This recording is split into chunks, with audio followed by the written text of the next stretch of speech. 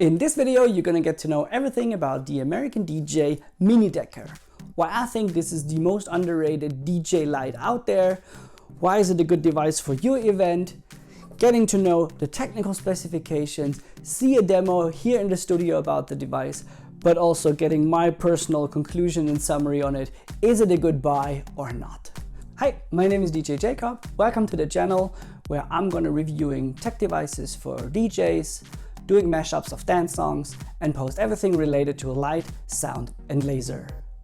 Without further ado, let's get right into the video. The build quality of the device is really good. It's made out of a full metal construction, very durable, everything is screwed in place for easy repairability, but also to be very durable during any event or transport to the event. In terms of size, the device is very compact, a length of 18.5 centimeters with a width of 20 centimeters and a height of approximately 14 centimeters without the hanging bracket. In terms of weight, the device weighs 1.2 kilograms, so it's easy to transport and it's not much bigger than an old power can that you might still know.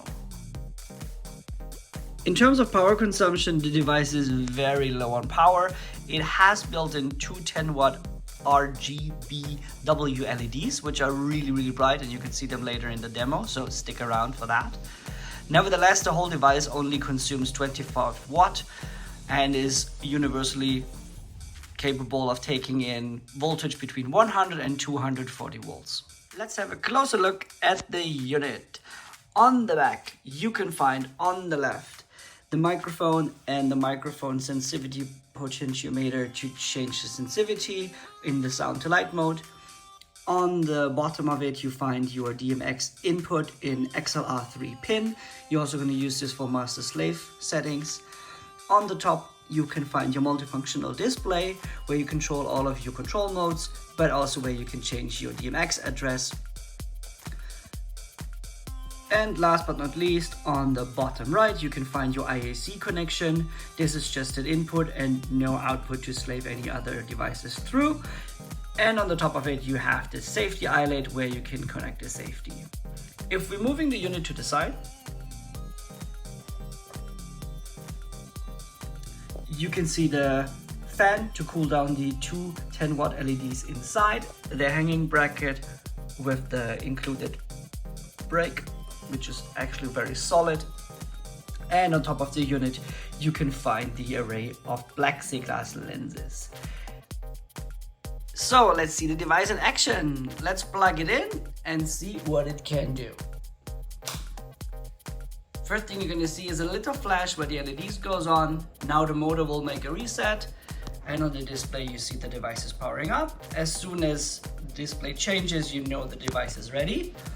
For now it's in the DMX mode because the device goes always back to the mode that you had previously set it in. So if you had it in sound mode, it will go back in sound to light mode. If you had it in DMX mode, it will go back to DMX mode.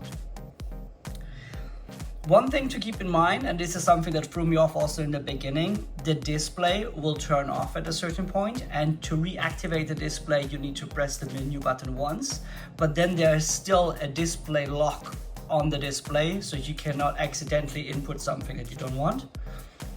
And to change that, you need to press the menu button for at least 3 seconds to unlock the device to make any kind of changes to the modes or to the DMX address. As you can see, the display turned off now, which is great because then you don't have any additional light coming out of the device that you don't want. It's not a super bright display, but nevertheless it can create, especially when you have a few of them, a little bit of a red shine in your truss. So I think it's a great feature that the display turns off automatically. To turn it on, you press the menu button once, but as you can see, you can still not change anything.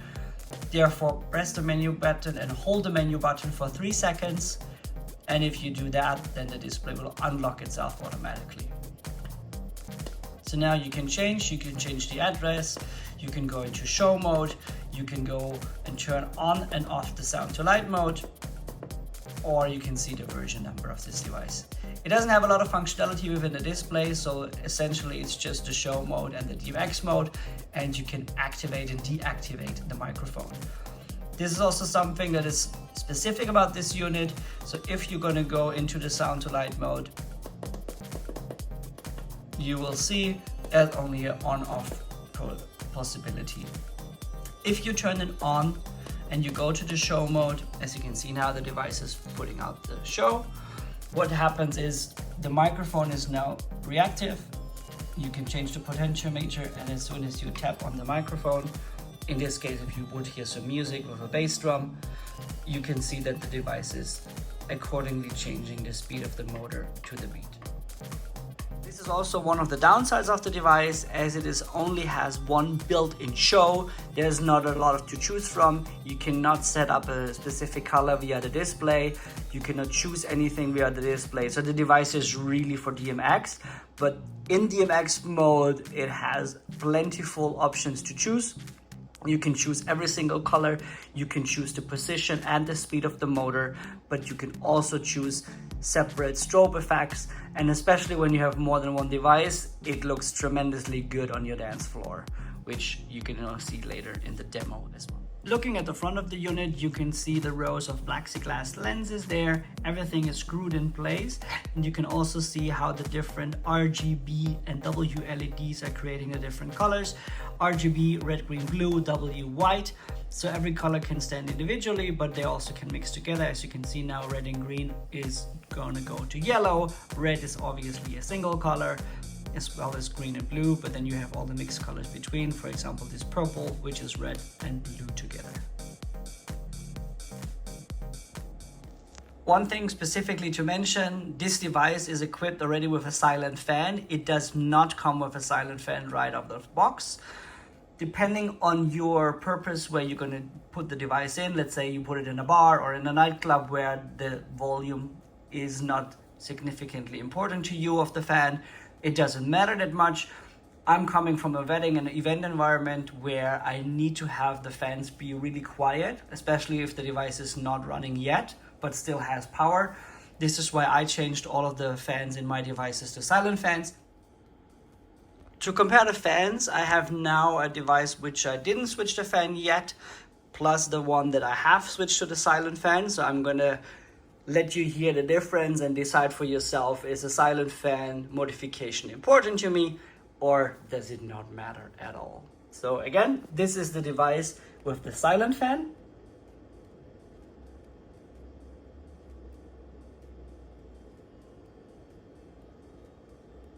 And now I'm going to switch to the device with the original fan that comes outside of the box.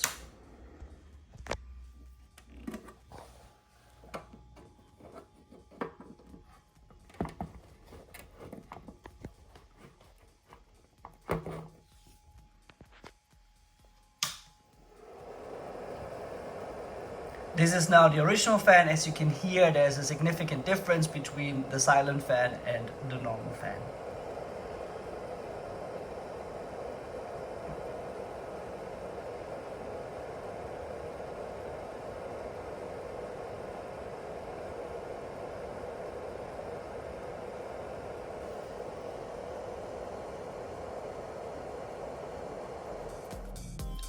Regarding to the silent fan modification that I did on my devices, do let me know in the comments below if you're interested in that. I can drop a video, I can explain which fan I used, what's the process, what materials you need to use, and how to get it done in a fast and effective manner. Please take into consideration whenever you're going to do a modification to your device that the manufacturer's warranty is going to be void. In addition to that, you should be a seasoned professional that has knowledge about electronics, so you know what you're doing and you do not harm yourself or the device itself. Let's get right into the demo. I have now all 4 of the mini Dekkers here. 2 of them have already the connections for the small tripods, which you can see here. And the other ones I'm going to mount on traditional microphone stands, having it here. So this is a typical microphone stand from K&M. They're going to be connected on the tip here.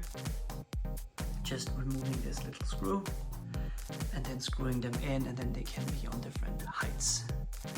I'm going to set everything up. I'm going to connect them. I'm going to DMX address all of them with an individual DMX address, and then we see each other back at the live demo. Here you see the demo setup consisting out of 4 ADJ Mini Dekkers, 2 on microphone stands and 2 on smaller stands on a flight case, which could be representative for a DJ booth, for a shelf, or only a table at the venue. I'm going to go through the colors now. White is the first one we're going to start with, and then I'm going to put haze in the room and start the demo show with all of what the light can do for you. Enjoy!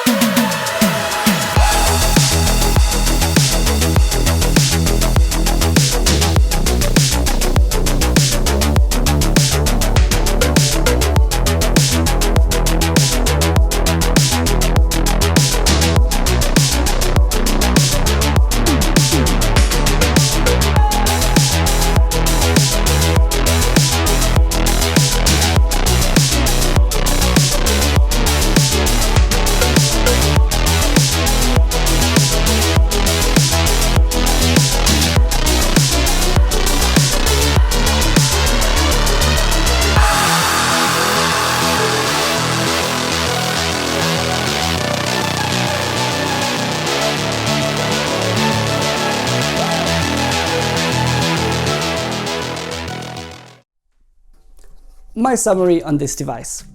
A few pros and a few cons, but the pros obviously are bigger than the cons. Pros: very durable, great little device, lightweight, high light output, easy to control, easy to store, and they have a great impact on your event. Beside that, I had these for a couple of years, they never let me down, so the quality really good. What are the cons? The cons are essentially two things. First and foremost, the standalone programs, it's just one program. So if you don't control it with DMX, yeah, it's not that great of a device. You are not able to choose colors or anything. So this is really a device for DMX. And the second con, in my opinion, is the fan. It's a very noisy one. If you change them to a silent fan, this is the one thing I would recommend. But if you are a DJ that mainly operates in nightclubs and bars, it won't be a big problem for you either. So yeah, that's my resume of the American ADJ Mini Dekker. I think it's a great device. I think you should give it a shot on your next mobile DJ event. If you find this video helpful, please drop me a like, subscribe to the channel so I can produce more content like this, and see you in the next one. Cheers!